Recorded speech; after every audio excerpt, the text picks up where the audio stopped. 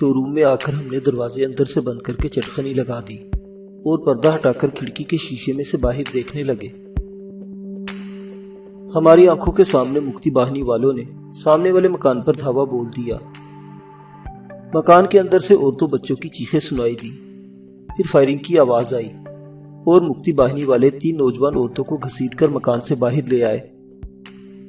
2 बंगाली इस घर के एक बूढ़े शख्स को भी बाहर लाए और एक बंगाली ने इसकी गर्दन पर जिए बंगला का नारा लगाकर छुरा इतनी जोर से मारा कि बूढ़े की गर्दन तन से जुदा होकर सड़क पर गिर पड़ी।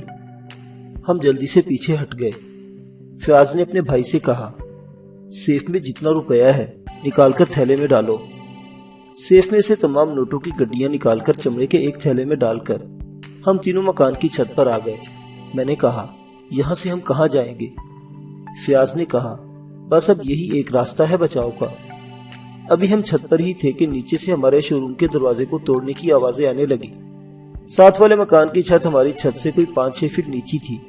हम तीनों दूसरे मकान की छत पर कूद गए। ये एक बिहारी बाबू का मकान था जो ढाका रेलवे स्टेशन पर मुलाजिम था और अपनी एक जवान बेटी, बीवी और 2 जवान लड़कों के साथ रहाइश पजीर था। दोनों जवान बेटे चटाकांग में मुलाजिम थे। बूढ़ा बिहारी बाबू, जिसका नाम अमीनुद्दीन था, अपनी जवान साल बेटी और बीवी के साथ मुकीम था।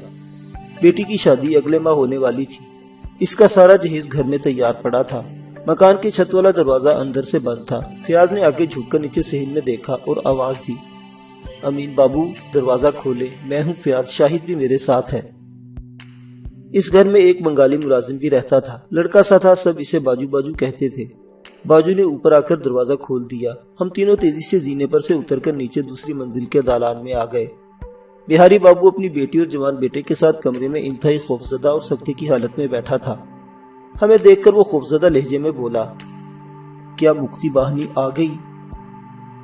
फयाज ने कहा, बाबू मुक्ति बाहिनी के गुंडे हमारे शोरूम को तोड़ रहे हैं, हमारे साथ आप भी यहाँ से निकल चले, वो किसी को जिंदा नहीं छोड़ेंगे। बिहारी बाबू की बीवी और बेटी रोने लगी। बिहारी बाबू के चेहरे पर मौत के साए मंडला रहे थे। खुश्क आवाज में बोला, हम कहाँ जाएंगे? बेटी का सारा सामान घर में पड़ा है। शाहिद ने कहा, बाबूजी इज्जत बचाएं, जान बचाएं, माल की फिक्र न करें। बाजार में मुक्ति बाहिनी वाले बिहारियों पंजाबियों को कत्ल कर रहे हैं, औरतों को अगवा कर रहे हैं। सामने वाले मकान के मीर साहिब की सारी फैमिली को कत्ल करके इनकी बेटियों को उठाकर ले गए हैं। ये सुनकर बिहारी बाबू की बीवी और बेटी उठ खड़ी हुई। यहाँ से भाग चलो अब्बा, खुदा के लिए भाग चलो। ये बिहारी फैमिली भी हमारे साथ अपने भरे पूरे मकान को छोड़कर गली में आ गई। इस गली में से एक रास्ता किसी दूसरे मोहल्ले को जाता था, जिसका नाम मुझे याद नहीं रहा। वहाँ फयाज और शाहिद भट्ट का एक ईसाई दोस्त रहता था। ये ईसाई बरतानवी सफारत खाने में किसी मामूली ओहदे पर मुलाजिम था। फयाज और शाहिद के शोरूम में अक्सर आकर बैठा करता था और इनका दोस्त बन गया था। इसकी उम्र 40 के करीब थी और मकान में अकेला ही रहता था। हम इसके मकान की तरफ भागे तो वहां पहुंचकर बिहारी बाबू को जाने क्या ख्याल आया। कहने लगा, मैं बच्ची को लेकर वहां नहीं जाऊंगा, वो क्रिश्चियन हमें पकड़वा देगा। फयाज ने कहा, बाबूजी एडवर्ड बड़ा नेक आदमी है, मेरा दोस्त भी है, किसी और तरफ मत जाएं, मारे जाएंगे।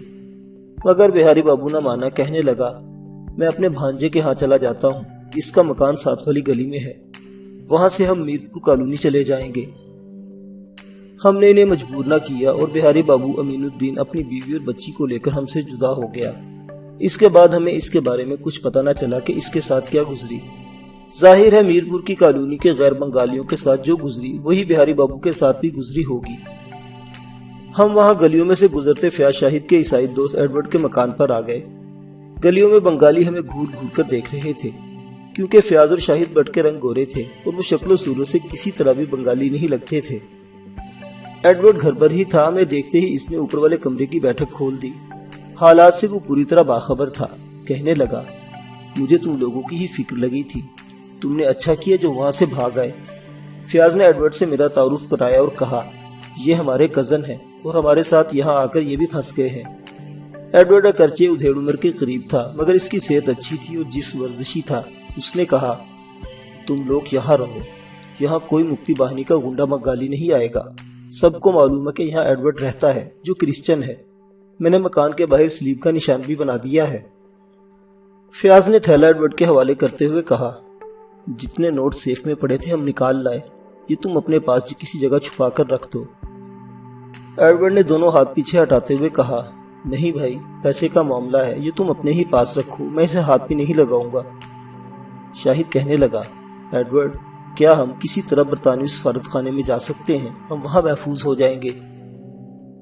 ایڈورڈ نے کہا، میں بھی یہی سوچ رہا تھا، کیونکہ شہر میں بنگالی جس بے دردی سے غیر بنگالیوں کو قتل کر رہے ہیں، اسے دیکھتے ہوئے عیسائی ہوتے ہوئے بھی اپنے آپ کو محفوظ نہیں سمجھتا۔ حالانکہ میں پنجابی نہیں ہوں، جبل پور کا رہنے والا ہوں۔ اس وقت ہمیں دوسرے محلوں اور محمد پورہ کے میونسپل ہال کی جانب سے فائرنگ کی آوازیں مسلسل سنائی دے رہی تھی۔ ایڈورڈ نے اٹھ کر کھڑکی میں سے نیچے جھانک کر گلی میں دیکھا، پھر کھڑکی بند کر دی اور بولا، فوج کے ہتھیار ڈالنے کے بعد حالات ایک دم پلٹ گئے ہیں۔ اب ہم پاکستان میں نہیں، بنگلہ دیش میں ہیں، اور یہ لوگ کسی غیر بنگالی کو زندہ نہیں چھوڑیں گے۔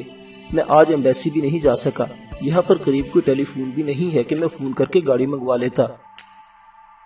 پھر ایک لمحہ خاموش رہنے کے بعد خود ہی بولا، سفارت خانے میں بھی حالات غیر یقینی ہیں، سارے بنگالی ڈرائیور بھاگ گئے ہیں، ایک بہاری ڈرائیور تھا، وہ بھی جان بچا کر کل فرار ہو گیا تھا۔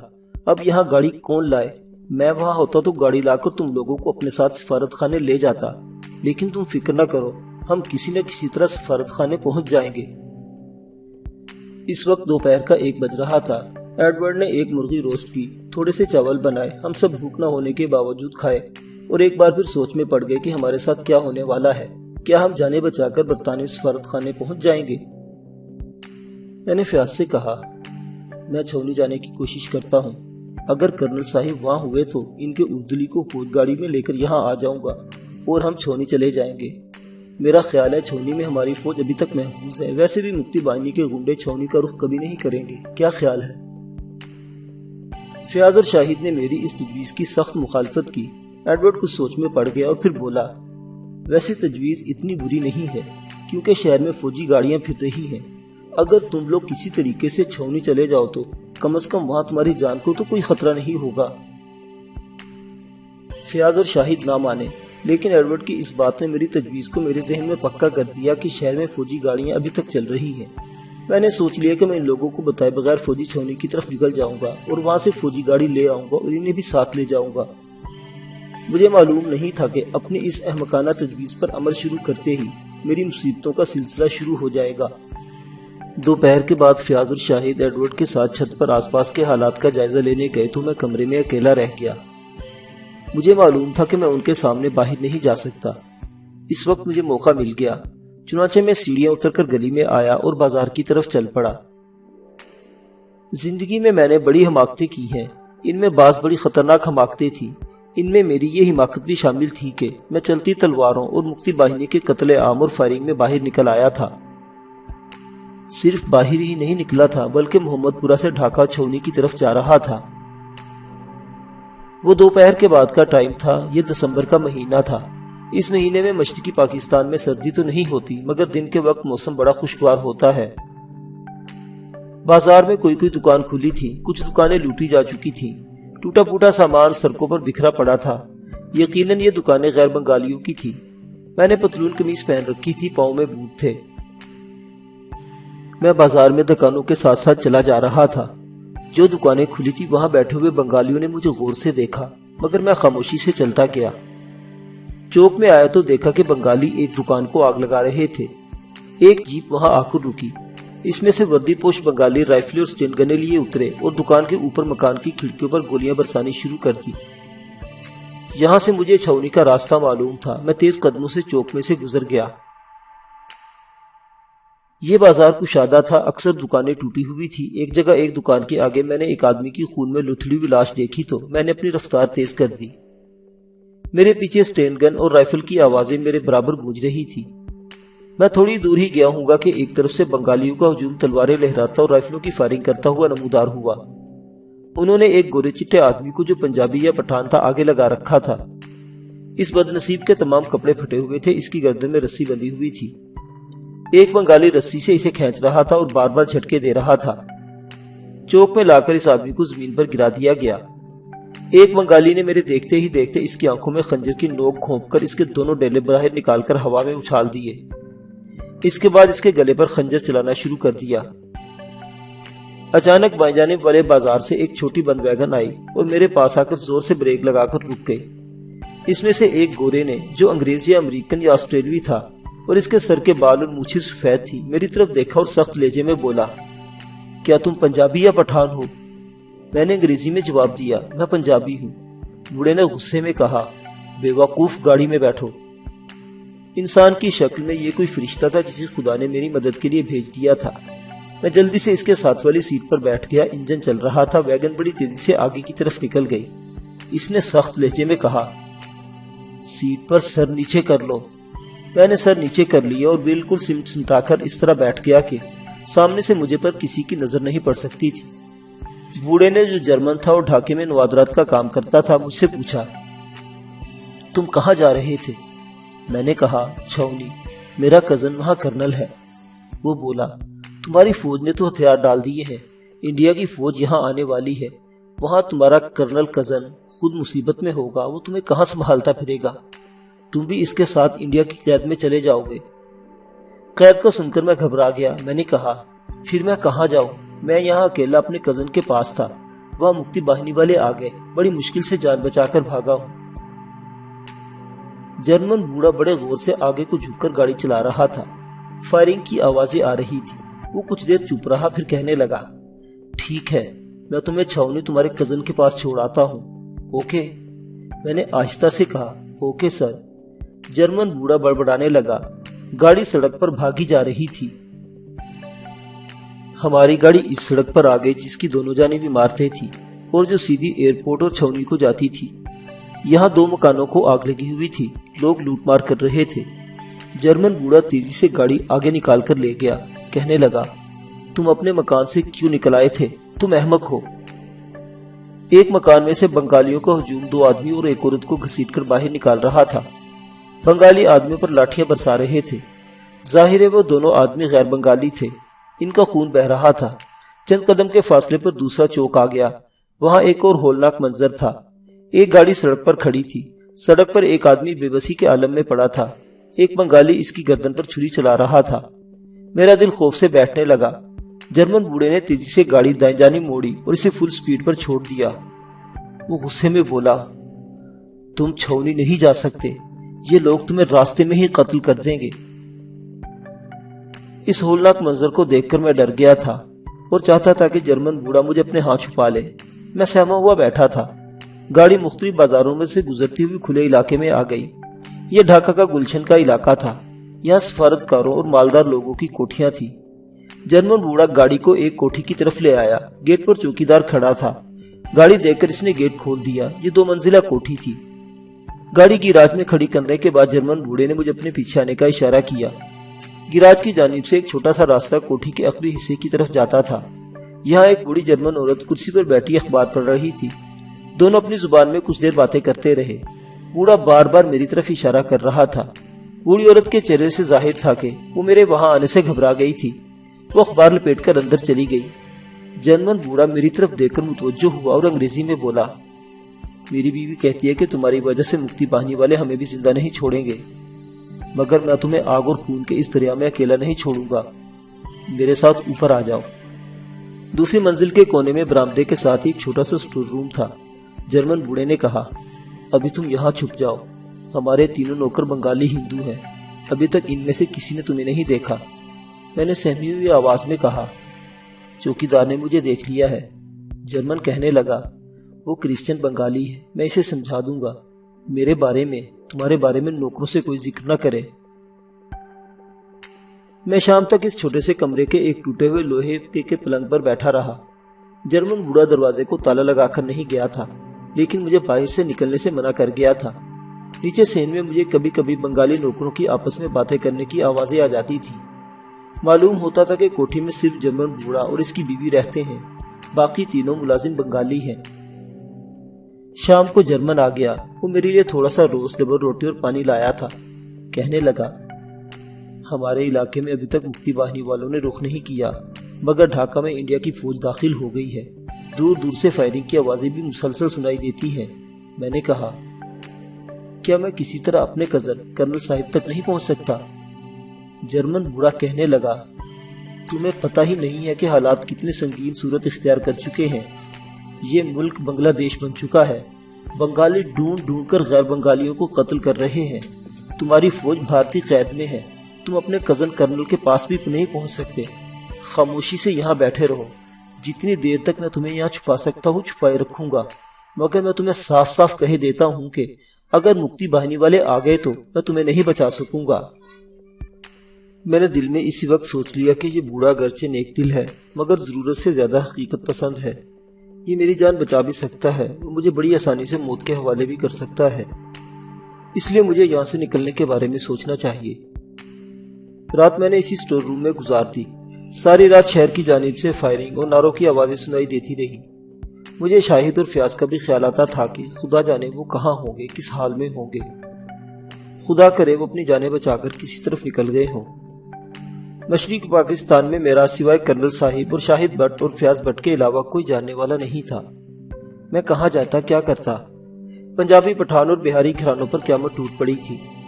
میرے لیے کوئی جائے پناہ نہ تھی۔ بار بار میرے دل میں ایک ہی خیال آتا کہ کسی طرح شہروں سے نکل کر جنگلوں کی طرف چلا جاؤں اور برما یا نیپال پہنچنے کی کوشش کروں، مگر یہ اتنا بھی آسان کام نہیں تھا۔ جنگل شہروں سے بہت دور تھے۔ میرے اور جنگلوں کے درمیان مکتی باہنی فوج کے درندے حائل تھے جو چن چن کر پنجابیوں، بہاریوں اور پٹھانوں کو قتل کر رہے تھے۔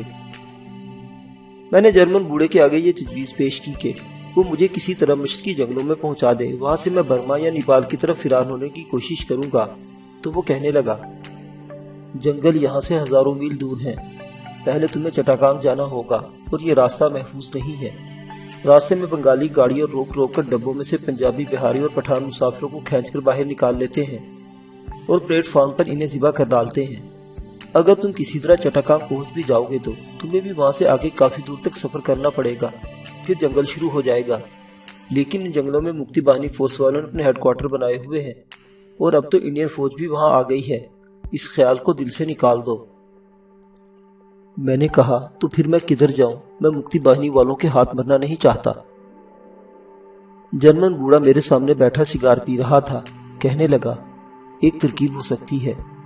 میں بڑے اشتیاق سے اس کی طرف دیکھنے لگا۔ وہ بولا، ڈھاکہ شہر کے جنوب میں دریائے بوڑھی گنگا کے دوسرے کنارے پر میرے ایک جرمن دوست نے چھوٹا سا ملک پلانٹ لگا رکھا ہے۔ اس کا ٹرک ہفتے میں 1-2 بار دودھ کے ڈبے لے کر چٹاکانگ جاتا ہے۔ اس کے ذریعے تمہیں چٹاکانگ پہنچایا جا سکتا ہے۔ میں نے عاجزی سے کہا، سر پلیز مجھے اپنے دوست کے پاس پہنچا دیں، آگے جو میری قسمت میں لکھا ہے وہ میں بھگت لوں گا۔ جرمن بوڑھا بولا، میں اس سے ٹیلی فون پر بات کرتا ہوں۔ وہ چلا گیا۔ کوئی آدھے گھنٹے بعد واپس آیا اور کہنے لگا، تم بے وقوف ضرور ہو لیکن قسمت خود تمہارا ساتھ دے رہی ہے۔ میرے دوست نے تمہیں چٹاکانگ پہنچانے کی حامی بھر لی ہے۔ آج رات تمہیں اپنے دوست کے پلانٹ پر پہنچا دوں گا۔ اس نے مجھے بتایا کہ اس کے جرمن دوست کا نام اوٹو ہے اور مشرقی پاکستان میں گڑبڑ شروع ہوتے ہی اس نے اپنی فیملی جرمنی پہنچا دی تھی اور اب وہ اکیلا رہتا ہے۔ مجھے کچھ حوصلہ ہوا کہ شاید میں اس جہنم سے میرے نکلنے کا کچھ بندوبست ہو جائے۔ دوپہر کو گلشن کے علاقے میں بھی فائرنگ کی آوازیں آنے لگی۔ میں سٹور روم میں ہی بند تھا۔ حیرانی کی بات تھی کہ بقول جرمن بوڑھے کے ابھی تک اس کے بنگالی نوکروں کو میرا پتہ نہیں چل سکا تھا۔ فائرنگ سٹین گنوں کی تھی۔ تھوڑی دیر میں جرمن بوڑھا میرے پاس آیا۔ وہ کچھ گھبرایا ہوا تھا، کہنے لگا، مکتی باہنی والے یہاں بھی آ گئے ہیں۔ یہاں کچھ کوٹھیاں پنجابیوں کی تھی، وہ لوگ بھاگ چکے ہیں۔ بنگالی ان کی کوٹھیوں کو لوٹ رہے ہیں، تم یہاں سے باہر مت نکلنا۔ وہ چلا گیا۔ میں سہم کر وہیں بیٹھ گیا۔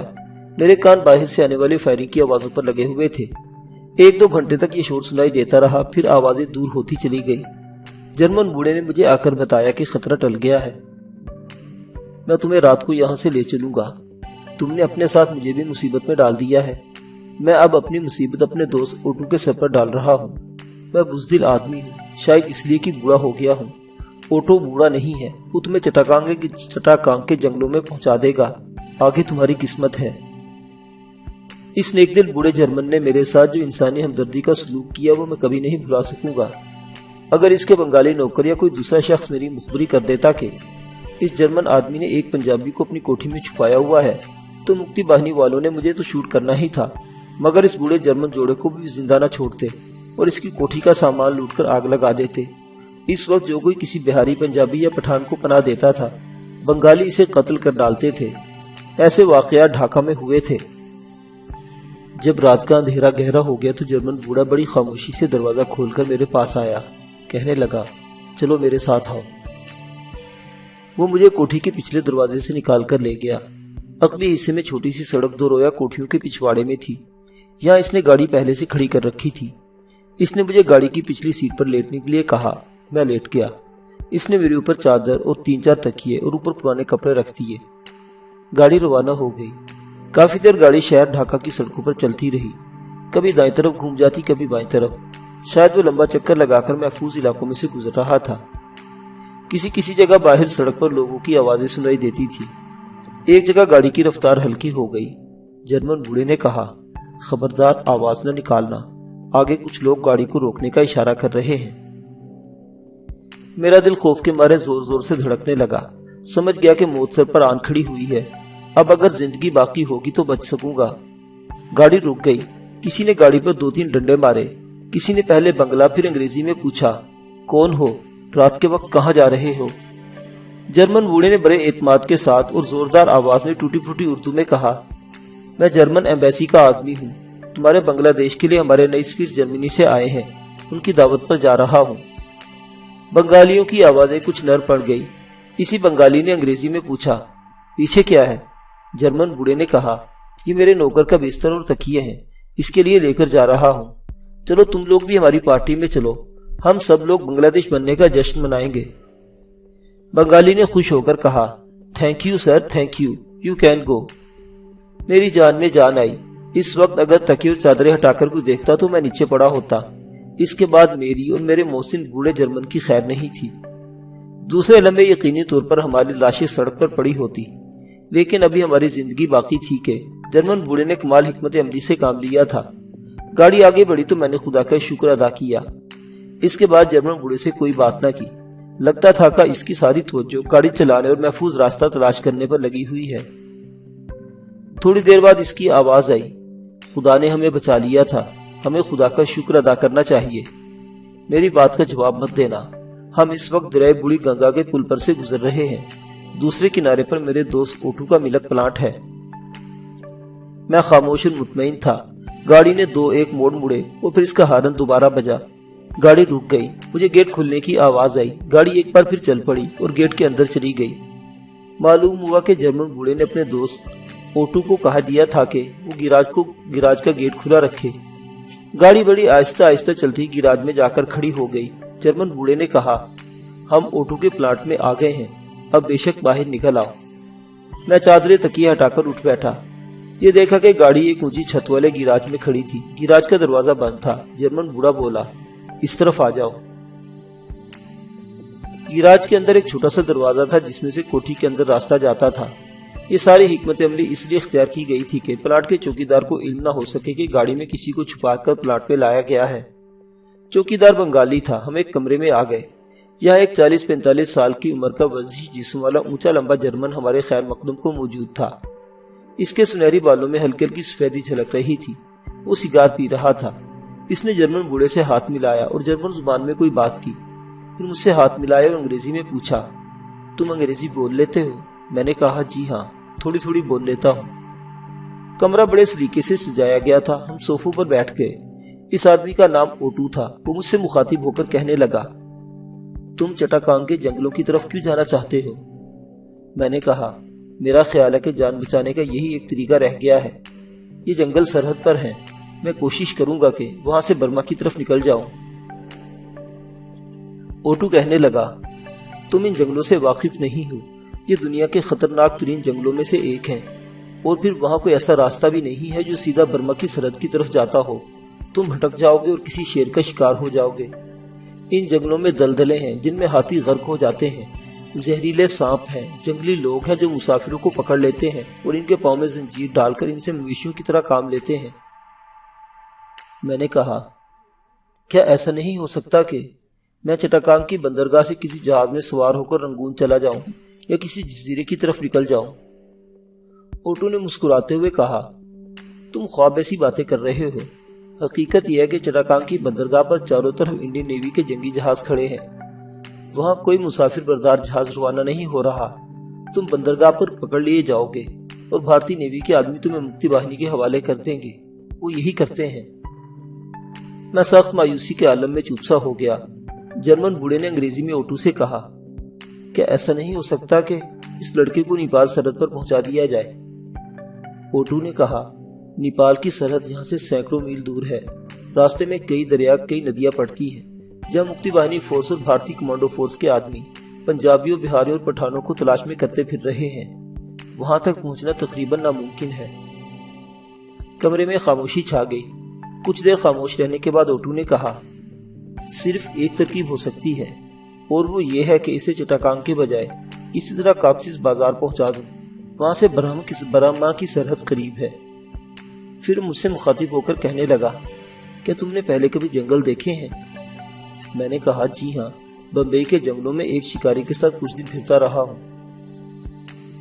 اوٹو نے سگار کا کش لیتے ہوئے کہا، کل ہمارا ایک ٹرالر مار لے کر چٹاکانگ جا رہا ہے۔ میں تمہیں اپنے ڈرائیور کے حوالے کر دوں گا، وہ تمہیں چٹاکانگ سے آگے کاکسس بازار پہنچا دے گا۔ اس کے آگے برما کی سرحد تمہیں خود سفر کرنا ہوگا۔ میں نے کہا، کہیں ڈرائیور راستے میں مجھے مکتی باہنی والا کے حوالے تو نہیں کر دے گا؟ اوٹو نے کہا، ایسی بات نہیں ہوگی، میرا ڈرائیور عیسائی بنگالی ہے اور قابل اعتماد آدمی ہے، تم اس کی فکر نہ کرو۔ وہ رات میں نے اوٹو کے پلانٹ پر ایک چھوٹے سے کمرے میں گزاری۔ دوسرے دن دوپہر کے وقت ایک کافی بڑے ٹرک میں دودھ کے بڑے بڑے کین لادے جا رہے تھے۔ یہ ٹرک فیکٹری میں ایک گودام کے اندر کھڑا تھا۔ اس میں خشک دودھ سے بھرے ہوئے بڑے بڑے ڈبوں اور کین کے درمیان لیٹنے کے لیے ایک خفیہ جگہ بنا دی گئی تھی۔ وہاں مجھے لٹا دیا گیا۔ اوٹو اور جرمن بوڑھے نے مجھے کچھ پیسے بھی دیے۔ کرسچین ڈرائیور کو اچھی طرح سمجھا دیا گیا کہ اس کے بعد ٹرک فیکٹری کے گیٹ سے نکل کر چٹاکانگ کی طرف روانہ ہو گیا۔